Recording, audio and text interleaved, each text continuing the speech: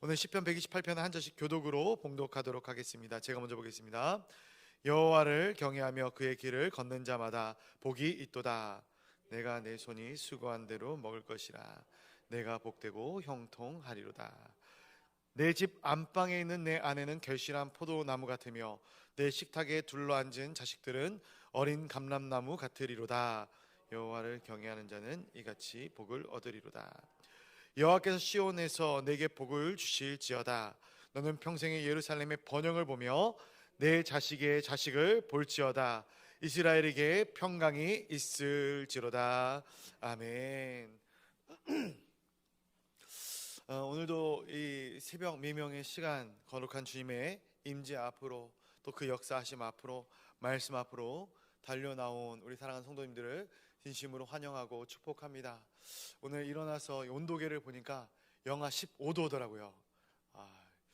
너무 추워가지고 우리 성도님들이 많이 오실까 생각을 했는데 너무 많이 오시고 좀 어떻게 보면 부끄러운 모습이 제 안에 있음을 고백하게 됩니다. 정말 하나님께서 우리 가운데 많은 은혜와 복들을 부어주기를 간절히 소원합니다. 오늘 시편 128편의 말씀을 통해 받은 은혜를 함께 나누고자 합니다. 시편 128편은 시편 127편과 어떻게 보면 짝을 이루어져서 볼 수 있는 말씀의 내용입니다. 그래서 어제 우리가 읽었던, 또 우리 연목사님을 통해서 말씀을 들었던 시편 127편은 하나님의 주권에 대해서 많이 이야기를 하고 있죠. 그래서 127편 1절 말씀, 여호와께서 집을 세우지 아니하시면 세우는 자의 수고가 헛되며 여호와께서 성을 지키시지 아니하시면 파수꾼의 깨어있음이 허사로다, 헛되도다, 이렇게 말씀을 기록하지 않고 있습니까? 하나님이 하지 않으시면 우리가 쏟는 모든 노력과 모든 에너지, 이런 것들이 다 헛된 것이 된다 말씀하는 것이죠. 모든 일의 주권이 하나님으로부터 나오고 모든 일의 되어짐은 하나님으로부터 나온다라고 말씀해 주고 있습니다. 그렇다면 우리가 오늘 같이 읽은 시편 128편의 말씀, 이 시편 127편과 짝을 이룬다고 했으니까 이 시편 127편에 이어서 어떠한 내용이 기록되어져야 되겠습니까? 어떻게 하면 우리가 헛되지 않은 삶을 살 수 있을 것인가? 어떻게 하면 우리가 모든 것들을 이루는 삶을 살 수 있을 것인가? 어떻게 보면 삶의 온전한 방향, 올바른 방향, 우리의 삶이 진정으로 형통한 길을 걷기를 원한다면 우리는 어떠한 길을 가야 하는가? 그 방향에 대해서 제시를 해주고 있는 것이겠죠. 우리 1절 말씀 한번 같이 보도록 하겠습니다. 1절 말씀 시작. 여호와를 경외하며 그의 길을 걷는 자마다 복이 있도다. 아멘. 시편은 참 복에 대해서 많이 이야기를 하고 있습니다. 복이 세상이 이야기하는 복과는 그렇지만 사뭇 다른 것을 우리가 발견하게 되는 것이죠. 중요한 것은 이 복을 누리기 위해서 우리가 어떻게 해야 되는가. 자, 1편의 1절에 이렇게 이야기합니다. 여호와를 경외하며 그의 길을 걷는 것, 이것이 복된 길을 걷는 것이다, 복을 얻는 길이다 라고 말씀해 주고 있는 것이죠. 여기서 나오는 이 복도 우리가 잘 아는 이 원어 아슈레라는 단어를 쓰고 있습니다. 지혜시의 특징이기도 한데요, 정말로 내가 혼자서 잘 먹고 잘 사는 것이 아니라 내가 사랑하는 사람들, 내가 이 말을 전할 때 이 말을 듣는 모든 사람들이 다 잘 되었으면 좋겠다, 그러한 마음으로 고백을 하고 있는 것이죠. 그래서 이 시편 128편 1절 말씀을 우리가 언어적으로 묵상하고 좀 잘 묵상하다 보면은 그냥 나 혼자만 잘 살고 잘 되는 것이 아니라 나와 관련된 모든 사람들, 또 이 땅의 모든 사람들이 다 복받기를 원하는 시편 기자의 마음이 느껴지게 됩니다. 그런데 너희가 복을 받기 위해서는 이 아슈라는 단어는 또 하나의 특징이 있어요. 뭐냐면은 너희가 이런 삶을 살아내야 된다라는 거예요. 우리가 이것을 삶으로 살아내야 된다라는 거예요. 하나님을 경외하며 하나님의 길을 걷는 것, 주님의 뜻대로 살아가는 그 길을 우리도 같이 걸어가야 된다라고 이야기하는 것이죠. 부모가 자녀를 양육함에 있어서 많은 고민을 할 것이다 생각을 합니다. 이 아이가 어떻게 하면 더 이 땅 가운데서 평탄한 삶을 살아갈 수 있을까? 고난의 길을 덜 걸으면서 성공의 길을 갈 수 있을까? 내가 겪어왔던 이 길 가운데 시행착오들, 실수했던 것들, 어려웠던 것들, 환난들, 이런 것들을 이 아이는 답습하지 않기를 원하는 마음으로 아이에게 끊임없이 이야기를 하지 않습니까? 그런데 여기서 인간적인 생각이 들어가면은 또 세상적으로 이제 이런 것들을 바라보게 되면은 어떠한 부분이 나타나게 되는가? 이 아이에게 고난 없이 성공하는 법, 어려움 없이 잘 되는 법, 이런 것들을 이야기하게 되는 것이죠. 근데 과연 이 아이가 고난 없이 성공한다면, 어려움 없이 형통의 길을, 세상적인 형통의 길을 걸어간다면 과연 이 아이가 성공하는 삶을 산다 판단할 수 있을 것인가? 말씀을 묵상하면서 개인적으로 생각해 볼 때 저는 이 아이가 고난 없이 성장하고 고난 없이 성공의 길을 간다, 저는 이것이 하나님 아래서 절대로 성공하는 길, 잘 되는 길은 아닐 거라고 생각을 합니다. 이것도 역시 인간적인 생각일 수 있겠지만 때때로는 이 아이가 실패도 경험하고 인생의 쓴맛도 느끼고 그 가운데 무엇이 옳은 길인지, 무엇이 그런 길인지 스스로 깨우쳐 나가는 과정도 이 아이에게 있어서 굉장히 중요한 길이 아닌가 생각을 해보게 됩니다. 그래서 우리가 계속적으로 우리 아이들에게 잔소리를 하고 이 아이들이 커감에 있어서 삶의 이치에 대해서 이야기를 하는 것은 이 아이가 내 말을 100% 이해할 것을 기대하기 때문에 그러한 이야기를 하는 것이 아니라 언젠간 될지 모르겠지만 이 아이가 정말로 어렵고 힘든 상황, 그러한 힘든 순간에 이 말을 기억해서, 이 부모의 말을 기억해서, 그때 내 부모님께서 이러한 얘기를 해주신 이유가 여기 있구나, 정말로 이것이 맞구나, 그때는 잔소리인 줄 알았는데 이것이 날 사랑해서 해주는 말씀이었구나, 그것을 깨닫기를 원해서 그런 잔소리도 하는 것 아니겠습니까? 그러한 마음 가운데 오늘 시편 이 128편 1절의 말씀을 묵상하다 보니까 어떻게 보면 이 시편을 통해서 또 이 성경 말씀을 통해서 끊임없이 하나님께서 우리에게 복된 길을 가르쳐주고 계시거든요. 어떻게 해야 너희가 복된 길을 걸을 것인가, 복 있는 인생을 살 것인가에 대해서 끊임없이 말씀을 해주고 있는 것이죠. 어떻게 보면 말씀은 전체를 통해서 하나님은 끊임없는 사랑의 잔소리를 우리에게 해주고 있는 거예요.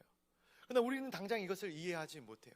그러나 우리가 때로는 고난의 길, 어려운 길, 환난의 길을 겪다가 이 말씀을 상고할 때 이 말씀이 떠오르는 것이죠. 내가 지금 바로 가고 있는가? 내가 정말 온전하게 가기 위해서는 어떠한 삶을 살아야 되는가? 하나님께서 이렇게 말씀하셨지. 복된 길을 가기 위해서는 하나님을 경외해야 되는구나. 하나님께서 제시하신 그 길을 내가 걸어가야 하는구나. 이 말씀이 우리의 삶 가운데 깨달아지고 삶으로 살아내어지는 순간이 있어지기를 간절히 소원합니다. 이어지는 2절 말씀을 한번 같이 또 보겠습니다. 2절 뭐라고 말씀을 하고 있는가? 2절입니다. 시작. 내가 내 손이 수고한 대로 먹을 것이라. 내가 복되고 형통하리로다. 아멘. 내 손이 수고한 대로 먹을 것이다. 그리고 이것이 복되고 형통한 길이다 말씀을 해주고 있는 것을 보게 됩니다. 그런데 많은 성도들이, 많은 세상의 사람들이 이렇게 생각하지 않지 않습니까? 그렇죠? 내가 하나를 뿌렸을 때 몇 개를 거둬야 됩니까? 100개, 1000개, 10,000개 이렇게 거두십시오. 그러면은 아멘 하고 기뻐합니다.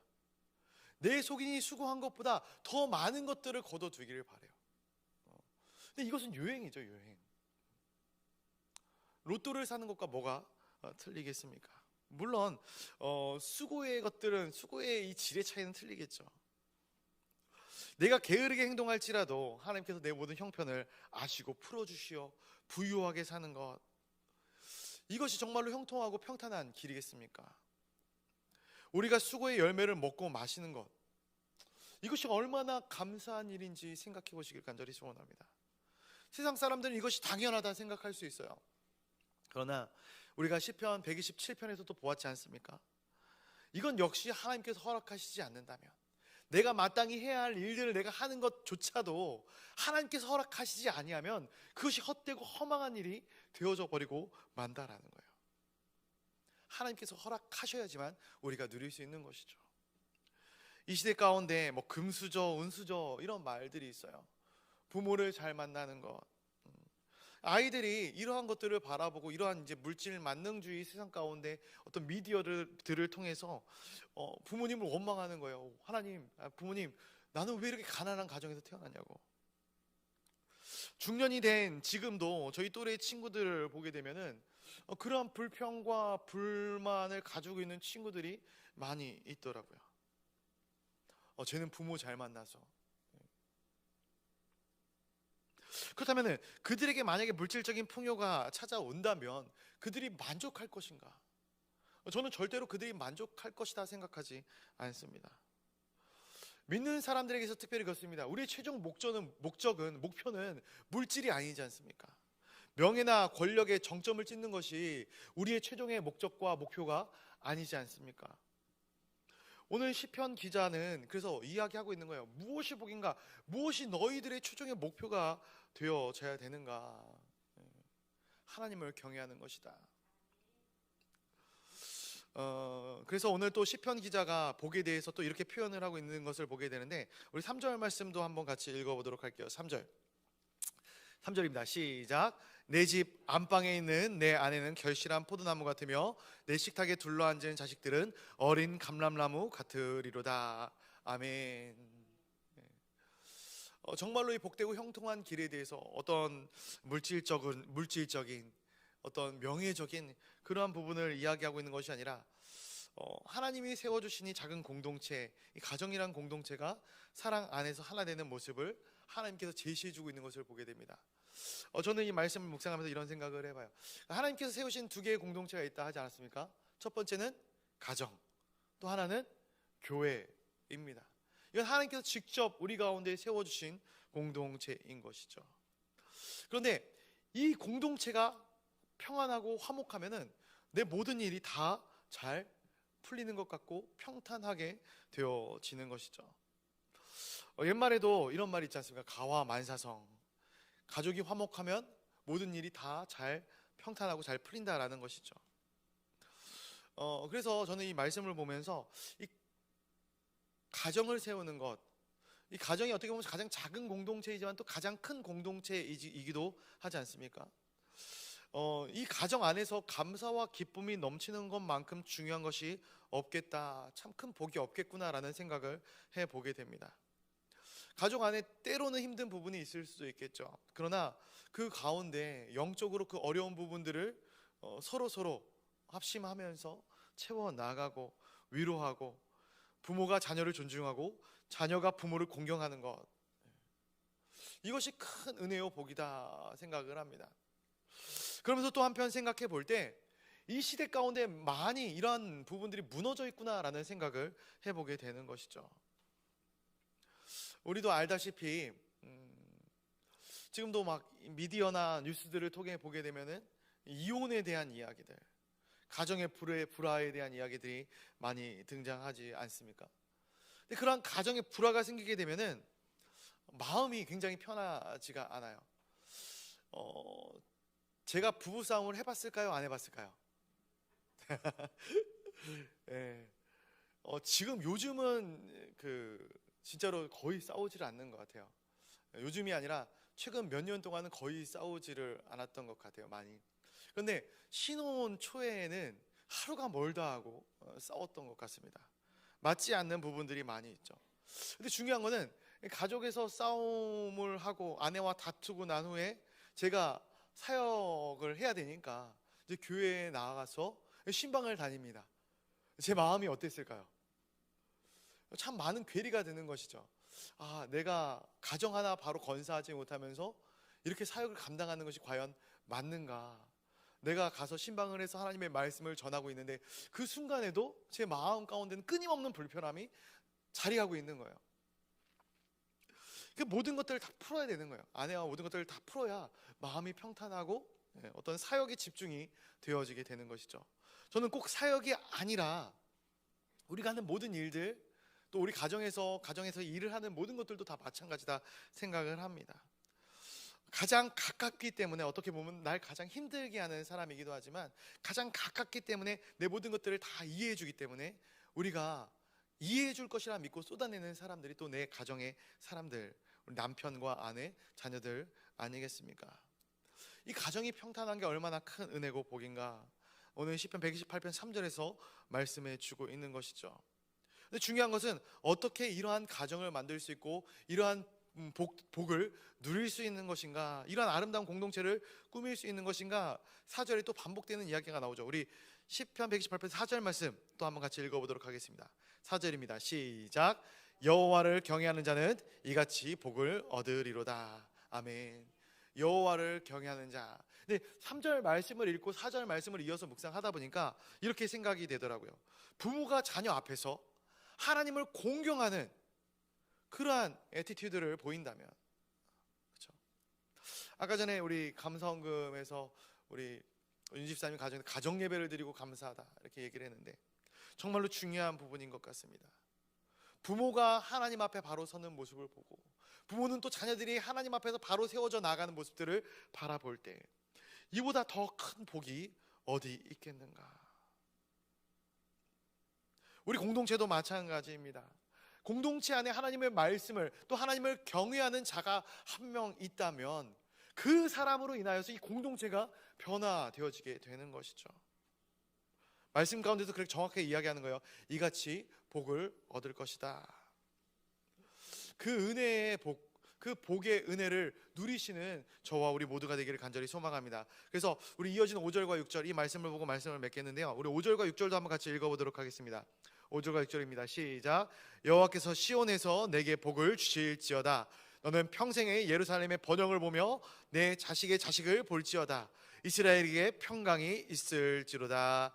아멘. 하나님께서 세 가지를 얘기해 주십니다. 5절과 6절에서 시온에서 내게 복을 주신다. 그리고 평생의 예루살렘의 번영을 볼 것이다. 그리고 내 자식의 자식을 볼 것이다 라고 말씀을 해주고 있는 것입니다. 무슨 말씀인가? 첫 번째로 시온은 성전, 성전 있는 성산을 시온이라고 이야기를 하죠. 하나님의 임재의 처소입니다. 이 복은 사람으로부터 나오는 것이 아닙니다. 하나님으로부터 나오는 것이 진정한 복인 줄로 믿습니다.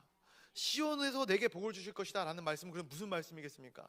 하나님으로부터 흘러나오는 복을 우리가 누리게 될 것이다 라고 말씀을 해주고 있는 것이죠. 두 번째로 예루살렘, 평생의 예루살렘의 번영을 볼 것이다. 예루살렘은 이스라엘, 그러니까 하나님의 백성들의 공동체를 이야기하는 것이죠. 하나님의 공동체가 무너지지 않는 것을 너희가 평생토록 목도할 것이다 라는 것을 이야기하고 있는 거예요. 근데 말씀을 또 보다 보니까 오늘날 교회가 많이 무너지고 있어요. 얼마 전에도 이제 차를 운전하다고 가다 보니까 이 정면에 이 하나님의 교회라고 딱 쓰여 있는 교회가 크게 있더라고요. 예전에는 그게 감리교 재단의 교회였거든요.